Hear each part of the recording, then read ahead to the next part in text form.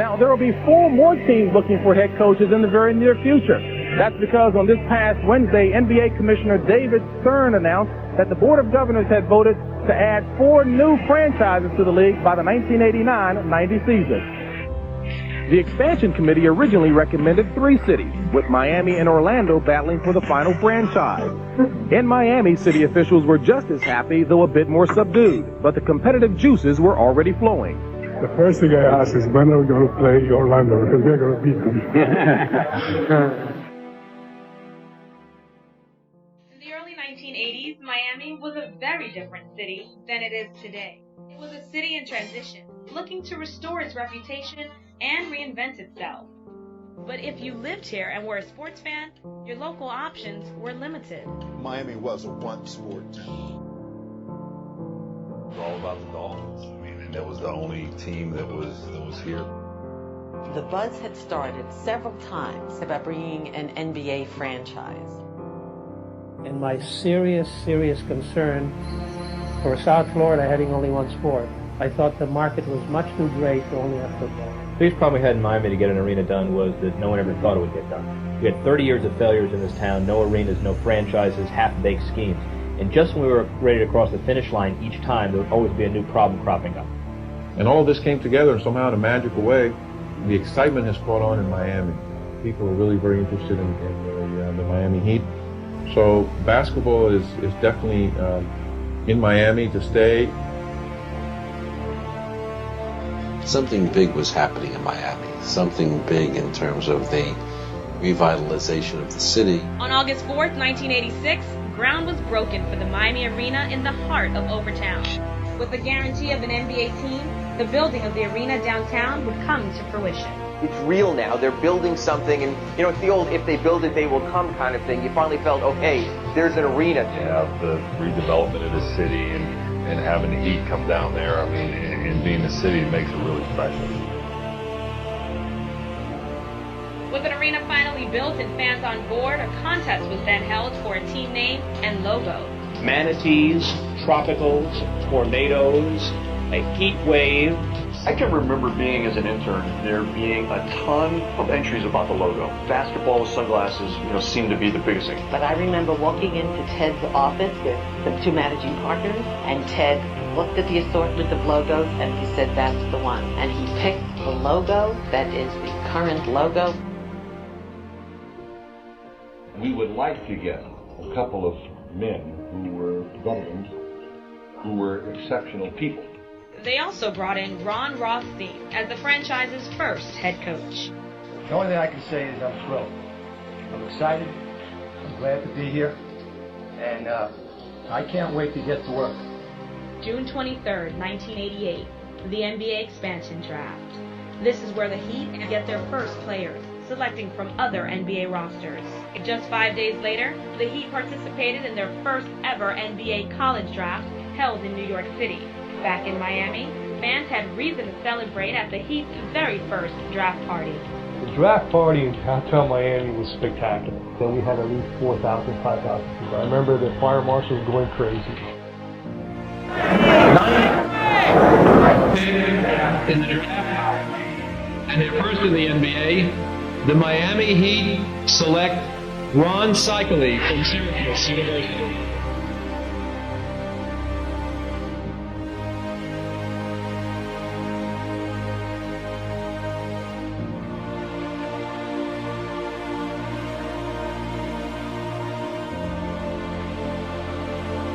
He was perfect for Miami. He was a Mediterranean guy, part Greek, part Lebanese. He spoke many languages. 20th pick in round 1, a selection acquired in the expansion draft. The Heat chose shooting guard Kevin Edwards from DePaul University, and then added a second-round gem in blue-collar power forward Grant Long from Eastern Michigan University. So you were trying to build a foundation of some veteran players, but mostly young guys that you could add to year after year and build something. With a philosophy that I think always works, which is we're going to have a team that's going to make you proud on its hustle. We may not please you with the final outcome, but we'll be better each year. It really was an emotional thing that we were able to ignite the passion of Miami. We just ignited the imagination, and The very first slogan was, "The dream catches fire." And that's really what it was about, that we had a dream and that it caught fire. In the fall of 1988, the first Heat team was built from scratch and comprised of 6 inexperienced rookies and 6 grizzled veterans nearing the end of their careers. They would blend together to create the Miami Heat's inaugural team. 2 days before their first game, the Heat made a significant addition, signing veteran Rory Sparrow, who instantly became the team's first leader and starting point guard. Let's face it, we're going to be taking our lumps for a while. And there are going to be some nights going to be very long nights. But you know what? We're going to play our ass off.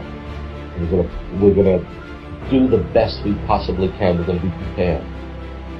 We're going to give people their money's worth. They're going to be entertained every night when we come to that field. On November 5th, 1988, the Miami Heat premiered on opening night. It is truly showtime in Miami. Go Heat! It's an event. It's a happening. The beginning of the Heat. We're going to win tonight. First win of the season. The Heat is on! In regular touches. And of course, the giveaway was the Tuxedo t-shirt. The atmosphere was very Hollywood. We had everybody coming out in tuxedos.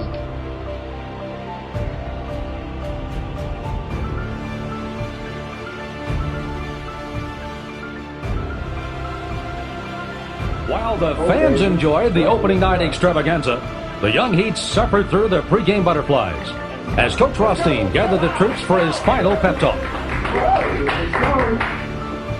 All I ask you, okay, from now until the end of the season, just play your asses off. Play hard, play together. You see that? Turn around. That little flame in the back? Okay? That's what we're all about. Okay? A little fire, a little spitting fire every night. Get on them loose balls, play your ass off. Have some. Here we go now. Let's go now. Come on.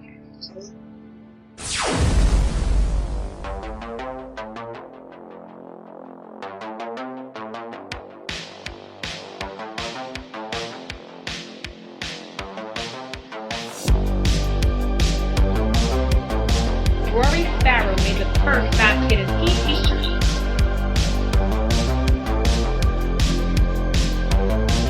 I felt very comfortable about the shot. I went in and the place went crazy, and I was like, hey, that's 2 points, and we still got to get back into this game. But the party-crashing Clippers quickly put a damper on the celebration. Miami fought tenaciously, but their misfires mounted. LA's lead built, adds to the crowd's frustration. Come on now, we got our nervous control tension is out. Now let's start going. Miami responded.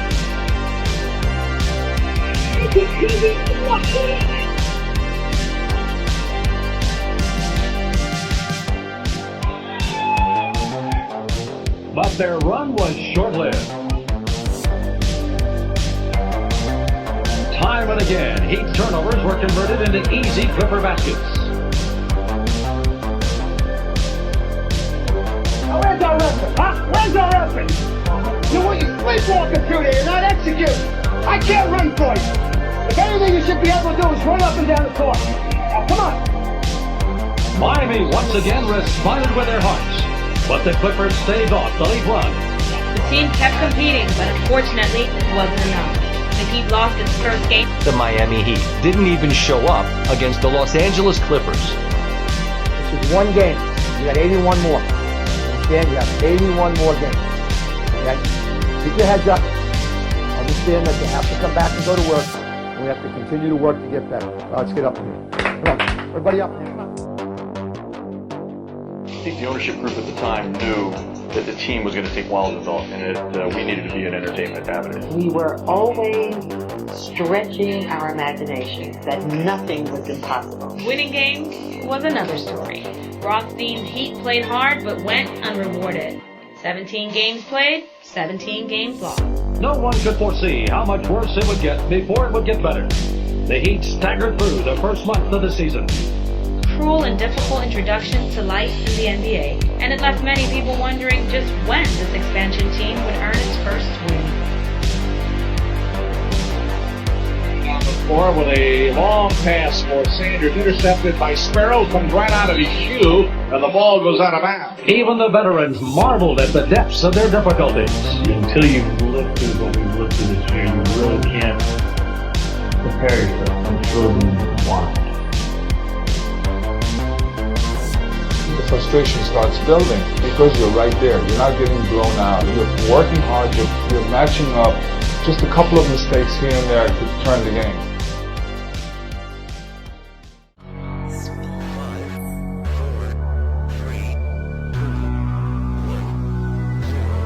To say I'm not frustrated, I'd be a liar. But I ain't quit. and those guys won't either. The team kept fighting for a win, and the fans kept fighting for their team. I was still worried whether the fans had ever left us, and they never deserted us. We'd lose games, but we'd walk off the court, man, and the crowd is just cheering. Respect the community had for the hustle and the fight and the energy that Ronnie Rossi and Tony brought to that team. It was just great. And it was our philosophy that if we continued to do these things, we would get our win. And eventually, they did. We felt that was a team that we could be competitive with. And, well, we had lost 17 in a row. And you look at the schedule and you say, if we don't get this one tonight, when is it going to happen? Tonight the Heat trying to break out of their 0-17 start. The Clipper game began much as the previous 17 had, as the Heat's hustle and desire could not compensate for their miscues, leaving Coach Rothstein to wonder when his team's fortunes would finally turn. Something extraordinary was brewing in L.A. Edwards takes it down the lane, puts it up on a finger roll and gets it. Is it stolen by Long? He'll get the return pass from Edwards, takes it for a slam dunk. Cummings has to power his way inside. Here's Sparrow down inside the cycle. He drops it off to Nixon. Back to Williams, driving layup, blocked away by Thompson. Not have long to wait. Defensive intensity is a Rothstein staple, and the Heat began to show why as fast break baskets rewarded their swarming efforts. Pushes it hard to the forecourt underneath the break. Great fakes once twice, goes up and rolls it in for the Heat. Sit on the floor down the lane. Look, it's no good. Gets his own shot, takes it back in and scores. To Edwards. The Heat with a 3-on-1. Taking on the His wheeler. Lays it up and scores. Edwards puts it on the floor, drives the baseline, out inside, up good. Puts it inside of Bernard Benjamin. Nice play. Left-handed layup there. Cummings scores. Here's Sparrow collaborating inside. Thompson takes it over. Slam time.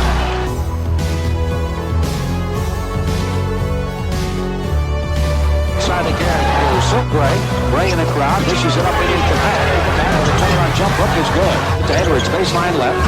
He gets it on a cross-court pass, now inside goes to Grant Long. Cross-court to Sparrow, on the baseline to Thompson, takes it in the crowd, inside the crowd. Seconds to kill, two on the shot clock, Sonny with two. One jumper, got it. Barrow gets it to Sunbull out of the corner, the jumper's good. On the left side, Long, puts it on the floor, drives around Manning, all the way inside, puts it up, and got it. Playing with confidence, Miami began to turn potential mistakes into precision play. Back into Edwards. Edwards at the foul line. This is underneath the Thompson slam dunk. Sleeve zigzagging back and forth. Down the lane, puts it up to the left hand, off the glass, and good. The key to Cummings. Cummings from 18. The jump shot, good. What a big basket that was. LA still had one shot to postpone Miami's celebration. The first victory hangs in the balance right here. Gets it on the outside. 5 seconds, 3 seconds, flips it, stop, jump, shoots, it's on its way, no good. Miami Heat win! The Miami Heat win! Pat came running up to me and I was like in shock. You know, Pat wasn't a hugging kind of guy. And Dave wasn't a hugging kind of guy either. And, you know, we hugged. It was just the emotion of the moment. It was the first euphoric moment in Heat history when we finally got that first win. Stop, jump, shoot, it's on its way, no good. Heat win! The Miami Heat win! They have won their first game ever in the NBA. I'll tell you what, somebody said we got the monkey off our back. Felt like we got the Empire State Building off our back.